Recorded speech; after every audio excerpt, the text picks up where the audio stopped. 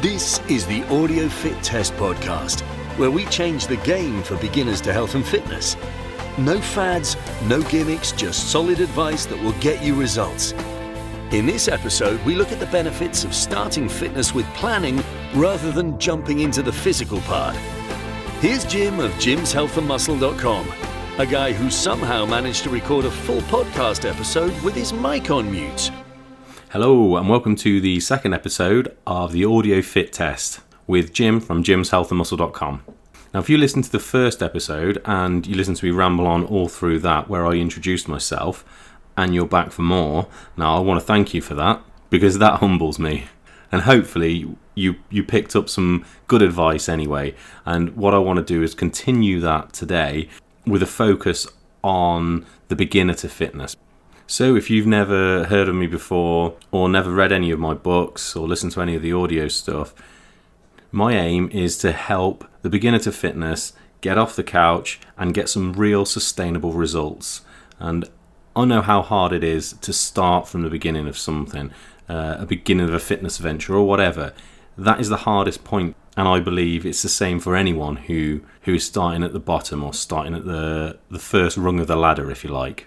So with that in mind, what I want to talk about today is what is the first thing you do when you start with your fitness idea or your fitness goal.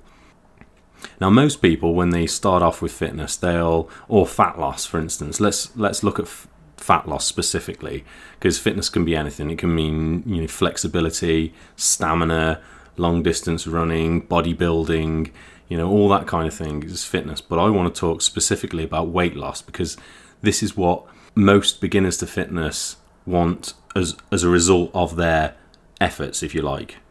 So I'm going to demonstrate this in a story. I'm going to tell you a little story about Jack and Diane. That might sound familiar, but no, I'm going to use Jack as one example and Diane as the other example. So, Jack and Diane, they don't know each other. They're both 35 years old, mid-30s, and neither of them have been into fitness or weight loss or healthy eating for their whole life.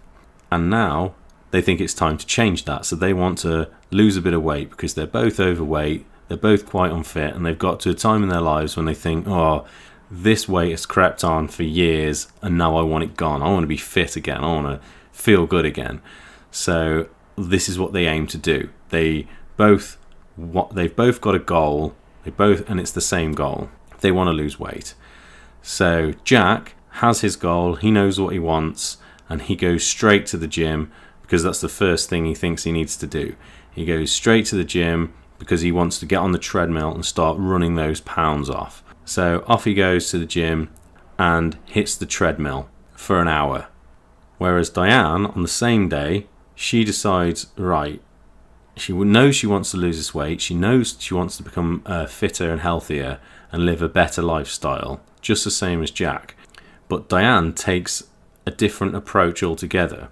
She takes her pen and paper out and she sits down and she starts to plan her fitness journey. So the first thing she does is she decides, yes, she wants to join a gym, but she wants to know what to do in the gym and when can she actually train, because she doesn't want to train on an ad hoc basis. She wants to create a routine because she knows the importance of routine. So Diane decides, she can train 3 times a week for an hour on a Monday, an hour on a Wednesday, and an hour on a Friday. Okay, that's great. So once she's in the gym, what is she going to do?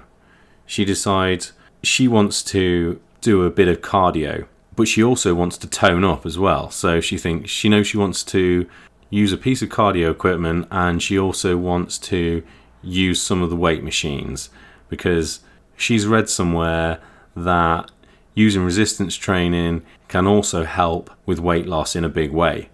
So she does a little bit of research and reads a few books and then decides that she knows exactly what she's going to do. She's going to, when she goes to the gym on her training day, she knows she's got an hour to do some cardio and do some resistance training. So she decides, and she writes this down on the piece of paper, that she's going to go to the gym, do a little warm-up first on the cross trainer. She's found some exercises that she knows she's going to do in the gym, 4 exercises. She's going to do a few sets and a few reps of those exercises, and then she's going to, for the last half an hour of her training session, she's going to go on the treadmill and do a steady state cardio session, just like Jack did when he went to the gym. The difference is Diane took the time to plan. Now, it took Diane a few weeks to get this plan in place before she even joined the gym. And in those 2 weeks, Jack was at the gym training. So he was on the cross trainer and the treadmill, running off the pounds, going to the gym when he could. And in the first week, he went 5 times to the gym. But in the second week, he only managed to go 3 times. And in his third week, and this week is where Diane started her training at the same gym, he only went twice. Now 2 weeks later, Diane has got her plan and she's stuck to her plan really well. And Jack has decided to take this week off. So Jack has the week off and Diane gets cracking with her training. For the next few weeks, Jack tries to go to the gym when he can, get on the treadmill. He doesn't really do too well, and he probably averages about 2 training sessions per week. Whereas Diane has got her plan and she follows it through, and she's at the gym training with her specific exercise plan. So she goes in the gym, she knows what she's going to do, and she goes in there and she improves each time. And in this time, Jack really starts to struggle with his training and his motivation to get to the gym. And this is down to having a lack of a plan, really, and the lack of routine. Because routine and planning is extremely important in the fitness game. And unfortunately, it's massively overlooked, because it turns out that Jack and Jack's approach to the whole fat loss and weight or fitness goals in general seems to be a common approach. And from a quick glance at the way Diane did things from the beginning, I mean, it sounds good listening back to it now. And you think, oh yeah, that sounds logical, but it's not very, or it doesn't feel very productive to sit down and write out a plan when you could be out there training hard on a treadmill or actually doing the practical side of it. But it turns out that the practical side of it is only half the battle, or probably a lot less than half the battle, where the mental side and the planning and the preparation and all that sort of stuff there's a lot more to it, and that holds more weight to the outcome of what you're going to actually get from your efforts in the gym or your dieting efforts and all that sort of thing. So planning, preparation shouldn't be overlooked, and it should be taken as seriously as the actual training itself if you want real results from your fitness efforts. Now, I know everyone's different and everyone's got their own set of circumstances, and I have gone for a stereotype with Jack and Diane, but if any of it sounds familiar, or you're in the same sort of situation as I've said, or there are shades of your personal circumstance in this, and you're on board with the whole planning thing, I'll take you through how to get started, how to make a solid plan, and then take it from there. So the first thing you're going to need to do is get a notepad, get a piece of paper and a pen, or open up a document on your PC. It is actually better to have a physical copy of your plan though, because it's there then. You don't have to turn your PC on to see it. You don't have to turn your iPad on or your phone to see it. It's there. You've got the plan in your hand. And I, for one, think that means a bit more. So once you've got your piece of paper and pen, you want to do exactly what Diane did. She wrote down all the times she could train in a week. Personally, if you were starting off, I'd suggest you only aim for 3 times a week. And it's good to get these training sessions in on the same day every week. So Monday, Wednesday and Friday is a good choice, because you get a gap in between each training session, because resting is also a big part of what you need to do. You don't want to get burnt out because that can lead to injury and then also lead to lack of motivation. And motivation is key as well. So once you've got your 3 days planned out in the week, make them non-consecutive days if you can. That's ideal. Then you want to decide what sort of training you're going to do. And just like Diane, I would advise that you do some cardio and some resistance training. Now, a lot of people will shun resistance training because, oh no, that's just for bodybuilders, that's just for people who want to build muscle. But actually it's not. Resistance training with weights or exercise bands, that's all classed as resistance training. If you do that, you're more likely to burn more fat, because the more lean muscle you have, the easier it is for your body to burn the fat stores that you've got. So you want to aim to build muscle as well as do cardio. Now, you won't turn into the Incredible Hulk, but I've been trying to do that for years and years, and it doesn't happen, and I've been trying really hard. So building big muscles are hard. You need to eat right, you need to eat a lot. So don't worry about you packing on lots of muscle. It just won't happen if that's something you're worried about. And I would suggest with the resistance, you aim for 4 exercises or 3 to 4 exercises when you go into the gym, and do 10 to 12 reps of 3 sets, or 3 sets of 10 to 12 reps.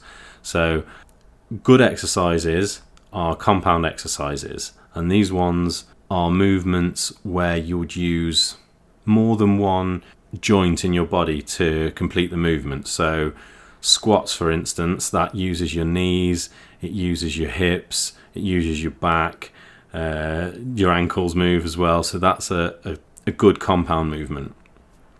An easier way to look at it is anything you press, or a press movement or a push movement, on some of the big pull movements. So let's say 3 exercises that you can do straight away. Learn bodyweight squats. It's a tricky one to learn if you're not used to it, but it is an awesome exercise. Learn chest press or push-ups. If you can't do full push-ups, push-ups on your knees. Learn bent over rows. This is for your big back muscles. So what else can we do? Shoulder press. Now, shoulder press is a good one because in everyday life there's not really a lot of call to lift things above your head. But if you are training shoulder press in the gym as one of your resistance exercises, you'll build muscles that you've probably not used for years.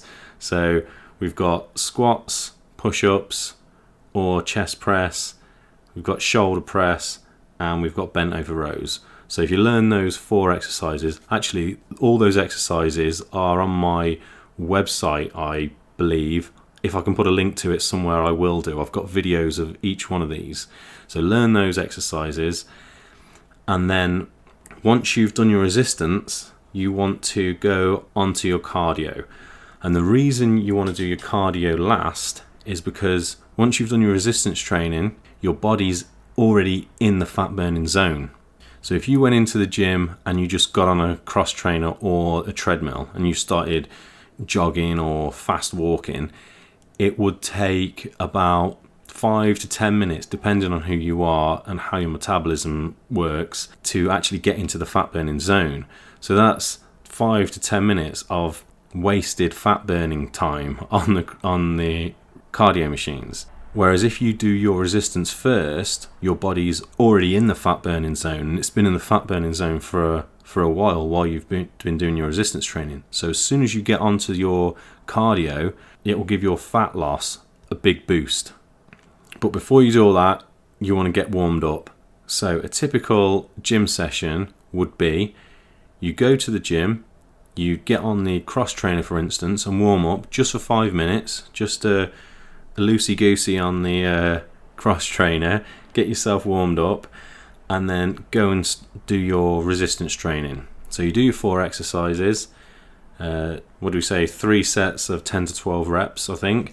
And then once you finish that, you get onto the treadmill and you'll do a fast walk, a brisk walk for 30 to 45 minutes. Now that sounds like quite a lot, but it's really not. It's just a walk for 30 to 45 minutes. You're in the same spot, and it's easier than you would think, probably. And you only have to do a walk. So a lot of people would go into the gym, a lot of beginners will go to the gym and they'll get on the treadmill and they'll run, thinking that the faster they run, the faster the fat will fall off. But that's actually not the case. There's a point where you are going too fast, and your body will start to break down, will not use the fat stores for energy as it should do. So by keeping it at a brisk walking pace, you can sustain that for as long as you need to burn the fat. The longer you're on there, the more fat you'll burn. But if you can't stay on the treadmill for more than 10 minutes, you're not going to do yourself any good, or well, you're not going to burn any fat. So you get on there, do a brisk walk, and that is actually one of the best ways to burn fat, one of the easiest ways to do it.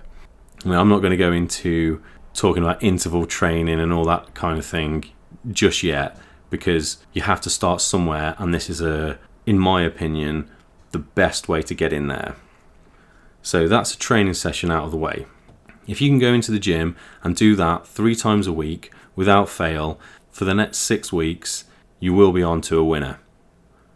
Another important thing to mention now, though, is that the training, you going into the gym and doing all this, is one thing. Yes, that will be getting your body used to training, and it will be making it more efficient at burning the fat, toning up the muscle, and getting you where you want to be when it comes to your fitness goals. But another big benefit of doing this and having this plan and going to the gym on these 3 days for this 3 hours every week is that you're forming a routine. And if you've got that routine cemented and it's going to be something you always do, you'll find any fitness goal, fat loss or otherwise, a whole lot easier. And even if you don't get any fat loss or any visible fitness results for the first 4 weeks, for instance, but you stick to this routine, that is great. That's a win, because you're working on creating this routine. And every fitness success story that's ever happened and ever will be has come from having a good routine. So this is something to take seriously as well. So I really hope it's given you a few ideas or sparked a bit of motivation or given you a little bit of direction on where to go next if you're looking for a fitness plan or looking to create your own fitness plan. And this is something that I do go into a lot more detail in the Fitness and Exercise Motivation book that I mentioned in the previous episode. I mean, in this book, there is an audio version of the book as well, and there'll be a link to that on this page somewhere or on a sidebar or something like that. But yeah, the planning and the routine is the main focus of that book, and how to stay motivated once you do start your fitness venture and your fat loss journey or whatever. And there are also some insights that draw on my personal experience, which might be quite entertaining for some, but it's how I learned valuable lessons. So check that out, Fitness and Exercise Motivation. You can get it on Audible, you can get a paperback and a Kindle copy, and as usual, I'm here to answer any questions. So if you do get stuck or do need any extra advice, just give me a shout and I'll do my best to help. So until next time, all the best with your fitness plans, and I hope to speak to you again.